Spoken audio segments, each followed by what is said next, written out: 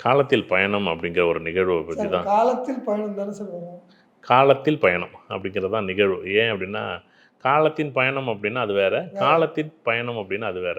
இது 2ம் வந்து ஒவ்வொரு ஒரு தான் சொல்றேன். இல்லுக்கும், இன்னுக்கும் வித்தியாசம் இருக்கு. ஆமா. அந்த தமிழ்ல மட்டும் அந்த அழகு வந்து வேற எங்கேயுமே உண்மதான். வந்து அந்த அது இதே ஆங்கிலத்தில வந்து கா இப்போ எல்லாத்துக்கும் அன்புனாலும் சரி, காதல்னாலும் சரி, பாசம்னாலும் சரி, நேசம்னாலும் சரி எல்லாத்துக்கும் ஒரு பதில் தான்.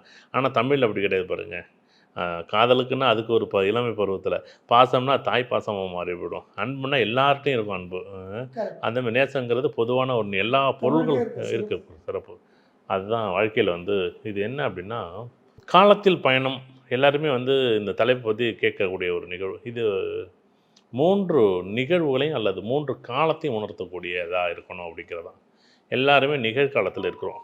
இந்த ம். நிகழ்காலம் தன்னுடைய வாழ்க்கையில எல்லா நிகழ்வுகளையும் முடிவெடுக்கிறது நிகழ்காலம் தான். ம். ஆனா, இந்த நிகழ்காலம் எப்படி தெரியுமா முடிவெடுக்கும்? கடந்த காலத்தோட பிம்பமா தான் முடிவெடுக்கும். அத விட்டுட்டும் முடிவெடுக்க முடியாது.